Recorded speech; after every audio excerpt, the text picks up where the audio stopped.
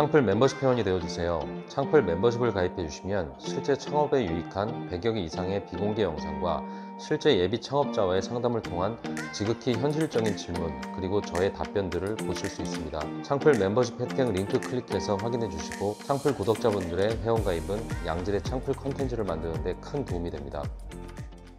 네, 안녕하세요. 창풀직입니다. 오늘 말씀드릴 주제는 편의점 전성시대, 편의점 도시락이 대박치는 이유, 우리가 왜 편의점을 배워야 되는가, 이 부분에 대해서 이야기를 좀 드리려고 합니다. 아무래도 어려운 시기에 요즘 편의점에서 끼니를 해결하는 분들이 좀 많고, 또 반대로 일반 식당들은 다 오르는 상황이다 보니까 기존에 뭐 7,000원 받았던 분들은 8,000원 올리고, 8,000원 받으면 9,000원 올리고, 이런 식으로 연쇄적으로 올라가다 보니까 힘들어요. 올려야 되는데 올리지 못해서 힘들고, 올리게 되면 또 손님이 떨어져서 힘들고, 지금 그런 상황이기 때문에 우리가 그동안 했던 방식을 조금 더 바꿔야 된다. 그리고 새롭게 창업을 준비하시는 분들이 이 부분을 좀 간과하지 말고 좀 준비를 좀 하셔라. 이것들을 좀 제 개인적인 의견으로 좀 말씀 좀 드리려고 합니다. 김밥이라고 한번 쳐보자고요. 시장 김밥이 싸고, 그리고 우리가 좋아하는 또 바르다 김선생 김밥이 비싸다. 바르다 김선생이 비싼 이유가 뭘까요? 좋은 재료, 프리미엄, 바르다만 좋은 재료고 시장은 별로 안 좋아요. 물론 그 외에 뭐 임대료 차이라든지 투자금이 또 들어가니까, 많이 프랜차이즈는 투자한 돈 뭐 감가상각이 돼야 된다, 뭐 이런 것들 때문에 비싸게 받아야 된다, 뭐 이래도 사실 할 말은 없지만, 직접적으로 가장 큰 이유, 소비자 가격이 큰 이유는 인건비 때문입니다. 재료값의 차이는 그렇게 크지 않아요, 상대적으로. 근데 인건비 차이는 굉장히 큽니다. 가령 예를 들어서 시장 김밥 보면은 사장님들 언제 나오죠? 새벽부터 나오잖아요, 주인이 직접. 그리고 새벽부터 김밥을 쌉니다. 근데 바르다 김선생은 새벽에 출근한다, 뭐 이런 거 들어보셨어요? 물론 뭐 24시간 하는 데도 있겠죠. 근데 바르다 김선생은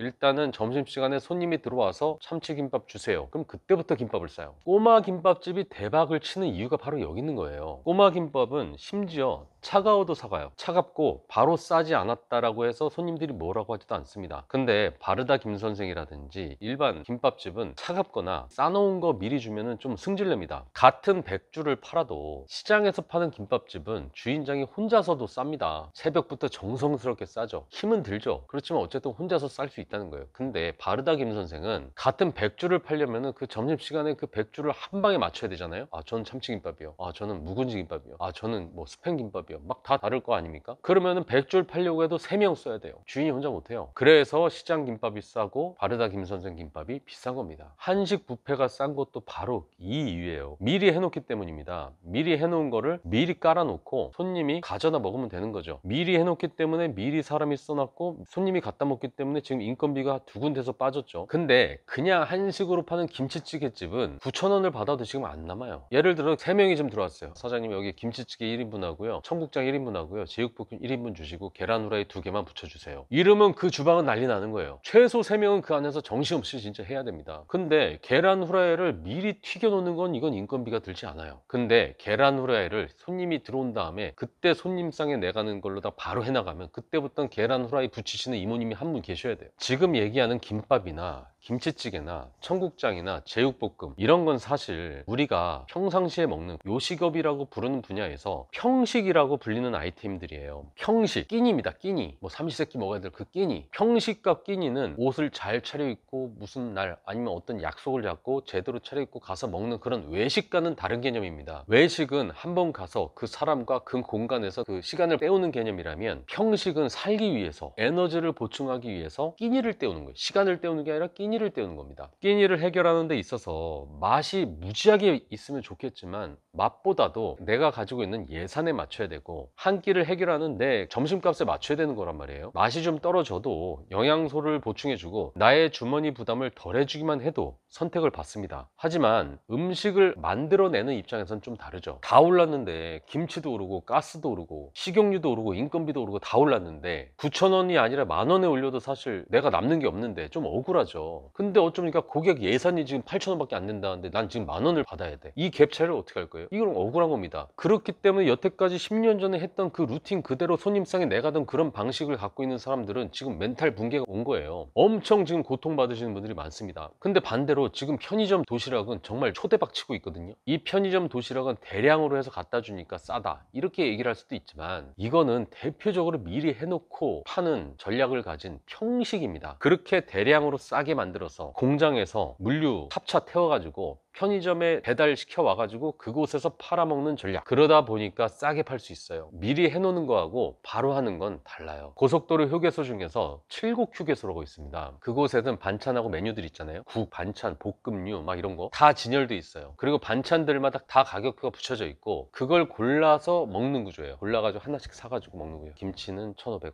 뭐 제육볶음 3,000원, 계란말이는 뭐 2,000원, 이런 식이죠. 먹고 싶은 건 내 예산에 맞춰서 먹고 한 끼 9,000원, 10,000원 이렇게 책정돼 있지는 않지만 사실상 자기가 먹고 싶은 거 골라서 먹는 구조예요. 그러면 1인분에 자기가 골랐기 때문에 10,000원도 쓰고 진짜 12,000원, 13,000원 쓰는 사람도 있어요. 내가 지금 좀 딸린다? 그러면 뭐 제육볶음 3,000원에 공깃밥 뭐 1,000원 해가지고 4,000원에 먹을 수도 있겠죠. 휴게소라는 곳은 바람이 부나 눈이 오나 비가 오나 미세먼지가 오나 사람들이 계속해서 끊임없이 오는 곳입니다. 상권이 좋고 일반적인 오프라인 쪽에서는 입지가 좋은 곳이라고 볼 수가 있죠. 일반 상권에서는. 그런 곳은 평식 장사를 하는 게 맞습니다. 백종원 대표님의 브랜드들 되게 많죠. 다 가성비고 박리담회라고 하잖아요. 근데 항상 좋은 위치에 있단 말이에요. 좋은데 권리금 주고 다 들어가 있는 겁니다. 가성비로 싸게 팔아서 박리담회로 먹고 산다, 이런 게 그 브랜드들에 맞는 전략인 거죠. 근데 지금 많은 사람들이 외식이 아닌 평식으로다가 지금 장사를 하고 있는데 그분들이 지금 너무나 힘든 상태라는 거죠. 예전에는 3명을 써서 100명을 손님 받아서 살았는데 지금은 다 올라가지고 3명을 그대로 쓰고 있는데 70명밖에 못 받고 사는 거예요. 지금 70명밖에 못 받고 살고 있는데 지금 다시 100명이 올 것 같진 않아. 근데 지금 시스템으로는 더 시간이 지나면 70명도 못 받을 것 같아. 왜냐면 나는 지금 안 남기 때문에 가격을 또 올려야 되기 때문이죠. 그럼 70명 오던 것도 또 안 올 수도 있어요. 그래서 가격을 못 올리는 집들이 많죠. 그러니까 이거 다시 세팅해야 돼요. 평식으로 장사하시는 분들, 여태까지 5년, 10년, 20년 하신 분들 지금 다시 잡아야 됩니다. 평식은 가격이 좋다면 편의점 도시락도 좋고 휴게소 음식도 좋아요. 왜냐면 다 힘든데 손님들도 힘들잖아요. 그러니까 주머니 사정은 별로잖아요. 그 상황에 맞게 재료는 좋게 쓰더라도 미리 만들어 놓아서 인건비를 줄이는 방식을 선택을 해야 됩니다. 한 명을 쓰더라도 불확실한 손님을 받기 위해서 한 명을 준비해 놓는 게 아니라 한 명이 그냥 하루에 300줄 김밥을 싼다, 아니면 한 명이 점심에 팔 반찬 5가지 만드는 걸로 끝을 낸다, 이렇게 딱 정하고 사람을 써야 되는 거예요. 3명을 쓴다, 그럼 3명으로는 나는 100만 원 매출을 맥스로 찍는다, 이러면 100만 원까지 최선을 다해서 올릴 생각을 하고, 그리고 110만 원, 120만 원 더 올릴 생각을 하는 게 아니라 3명이라고 하는 인건비를 딱 픽스해 놓고 그 사람이 할 수 있는 100만 원 딱 픽스했어. 그렇게 해서 3명 인건비로 최대 효율로 가는 그런 전략을 가야 됩니다. 대신에 질을 낮춰서는 안 돼요. 고객은 식어서 나오는 건 이해를 해도, 고기 5점 주던 거 좀 식어가지고 5점 주는 건 이해를 해도 3점으로 줄이는 건 이해 못해요. 고객은 계란 후라이를 식은 걸 먹어도 그건 좀 이해를 해도 형편이 안 좋으니까 계란 후라이를 빼버렸어, 이건 이해를 못하는 겁니다. 평식을 먹는 사람 입장에선. 그러니까 우리는 이 인건비 구조, 재료를 싸게 할 수는 없어요. 주던 건 줘야 됩니다. 왜냐하면 영양소를 섭취해야 되니까. 그래도 좀 푸짐하게 먹어야 되니까. 근데 인건비를 줄일 수 있는 방식, 이걸 생각을 해야 됩니다. 미리 해놓을 거는 또 해놓고, 직접 와서 끓여줘야 될 거, 미리 해놔서 준비해야 될 거, 이런 것들을 좀 구성을 좀 자시 잡아가지고 이 편의점 도시락을 밸런스 있는 그런 메뉴 구성 대신에 미리미리 해놓든가, 그 한 명의 인건비로 최대 효율을 낼 수 있는 전략들을 다시 짜가지고 우리도 평식으로 먹고 살 수 있는 방법을 다시 세팅해서 찾아야만 됩니다. 아무래도 처음 시작하시는 분들, 밥집 생각하시는 분들이 많은데 좋죠. 좀 더 난 맛있게 줄 거야. 근데 그런 생각을 하다가 결국에는 장사라는 게 남아야지 되는 건데 그게 안 돼서 문제 있는 경우들이 많으니까 지금과 같은 것들을 좀 생각을 하셔서 평식 메뉴를 좀 짜는 생각을 좀 하셨으면 좋겠습니다. 이상 창필직이었습니다.